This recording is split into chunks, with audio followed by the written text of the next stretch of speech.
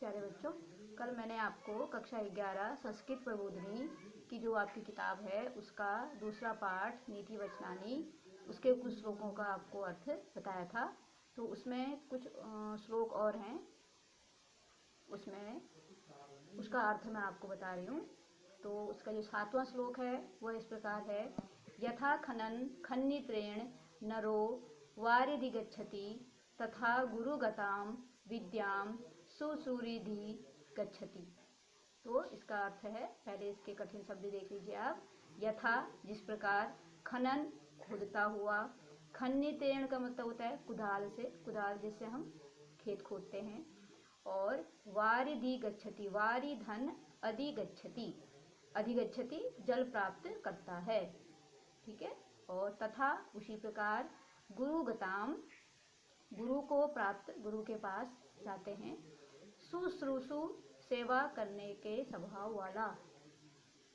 तो इसका अर्थ हुआ कि यथा मतलब जिस प्रकार, क्या करते हैं, कुदाल जब हमको जल प्राप्त करना होता है, पानी की हमें प्राप्त करने के लिए हम क्या करते हैं, कुदाल से जमीन को खोदते हैं, तो उससे हमें मनुष्य को जल प्राप्त होता है।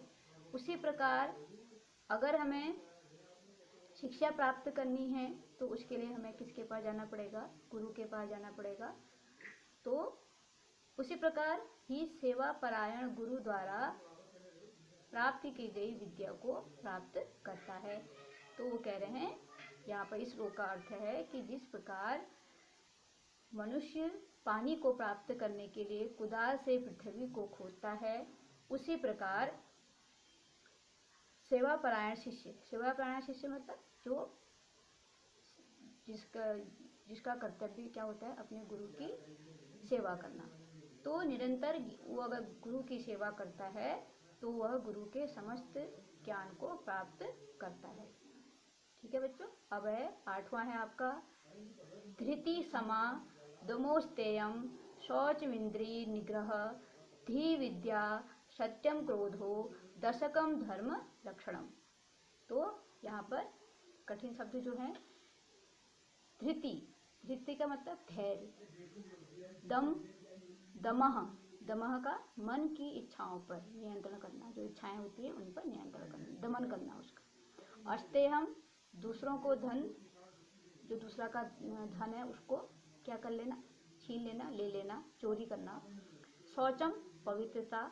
इंद्रिय निग्रह, इंद्रियों पर नियंत्रण। धी का अर्थ है बुद्धि, शास्त्र ज्ञान। अक्रोध, अक्रोध स्नेह, क्रोध का मतलब गुस्सा, और अक्रोध का मतलब गुस्से से क्या करना, प्यार करना, स्नेह करना। दशकम, 10 धर्म लक्षणम, धर्म के लक्षण। तो देखिए, धैर्य, क्षमा, मन, अपने मन पर नियंत्रण करना, दूसरों के धन को चोरी न करना, पवित्र रखना शरीर को, इंद्रियों को अपने वश में रखना, और बुद्धि, विद्या, सत्य, क्रोधहीनता, ये 10 धर्म के लक्षण हैं। तो यहाँ पर इस श्लोक में कहा गया है, इसका अर्थ है कि धैर्य धारण करने वाला अथवा संतोष रखने वाला, क्षमा करना, दूसरों को क्षमा करने वाला। अगर कोई आपके साथ बुरा व्यवहार करता है, अगर आप उसको क्षमा कर देता है कोई भी व्यक्ति, तो वह उसका एक गुण ही कहलाता है, क्योंकि सभी लोग किसी को, अगर कोई उनके साथ बुरा व्यवहार करता है तो क्षमा करने की जो शक्ति है वो सबके पास नहीं होती। तो क्षमा करने की मन में भावना, और अपने मन की इच्छाओं को क्या करना, नियंत्रण में करना, दूसरों के धन को चोरी न करना। चरित्र की पवित्रता, आपका चरित्र कैसा हो, पवित्र हो। अगर किसी मनुष्य का चरित्र पवित्र हो तो वह भी उसका सबसे बड़ा गुण है। इंद्रियों को अपने अनुसार अपने वश में करना, न कि इंद्रियों के वश में होना। बुद्धि को, जो आपने ज्ञान प्राप्ति किया है, बुद्धि प्राप्ति की है, उसको दूसरों को देना, शास्त्र ज्ञान में उस बुद्धि को लगाना। विविध प्रकार की विद्या को प्राप्त करना, सत्य अथवा यथार्थ ज्ञान के अनुरूप आचरण करना। जो आपने विद्या प्राप्ति की है, जो आपने अपने शिक्षकों से सीखा है, उसको अपने आचरण में लाना। क्रोधहीनता, क्रोध न करना, दूसरों पर क्रोध न करना, अथवा स्नेह करना, सबके साथ प्यार का व्यवहार करना, ये 10 धर्म के लक्षण हैं।